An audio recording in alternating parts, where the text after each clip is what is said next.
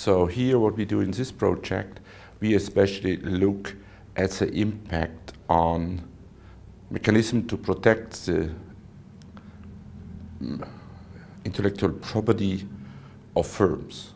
So this means we look at the importance of patents, the importance of design rights, the importance of copyright on the profits from innovation for the firms, and hence for the incentives of firms to invest in those types of activities.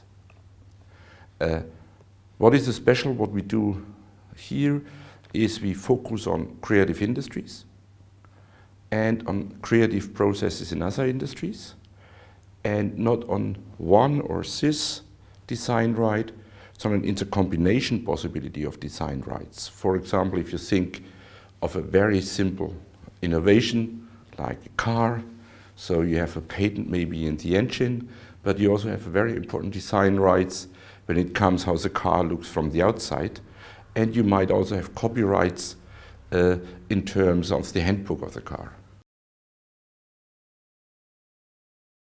So this research was important, or is important, because over the recent years there's a big debate about intellectual property rights in Europe. So one is harmonization of property rights across countries. The other one, some people think intellectual property rights are too strong. Some others think they are too strong. So there is an ongoing debate. Everybody remembers all the struggles maybe between mobile telecom companies between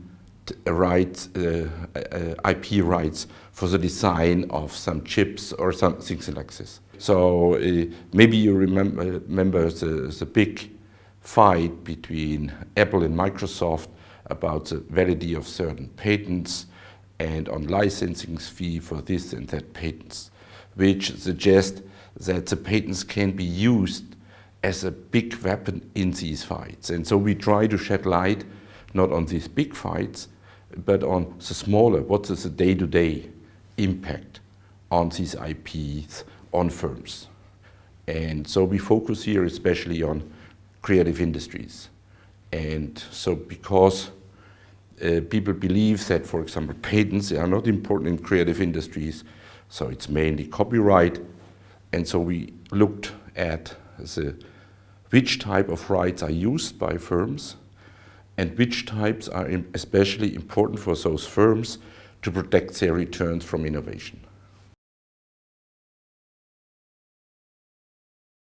What we find when we're looking at these three rights, the patent right, the design right, and the copyright, I think design rights and patent rights are much more closer linked. The copyright is a quite different right. It addresses different types of innovation and also is important for different types of firms. So, however, but even in creative industries, patent rights are used, and also in the very traditional manufacturing, design rights and copyrights are also used.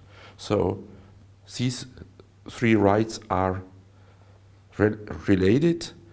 They protect innovation at different types of and different features of innovation.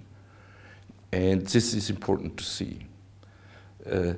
But as a consequence, one should not look at one right in isolation, but at how they can combine.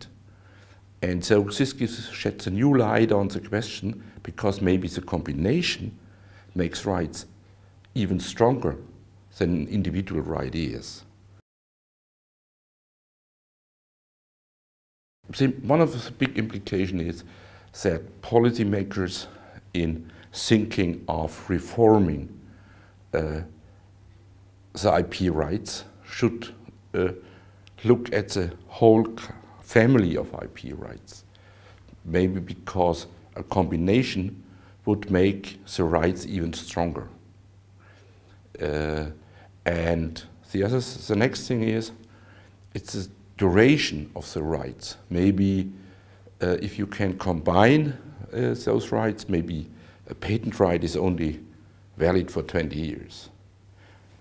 Copyrights might be even longer, or is longer actually. And if you can bind both, you can protect those innovations for a much longer time.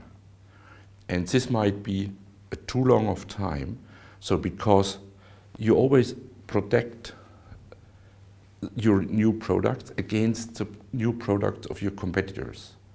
And maybe, so this provides the disincentives to innovate for a lot of other people. So this will, maybe if the rights are too strong, this will slow down the process of innovation.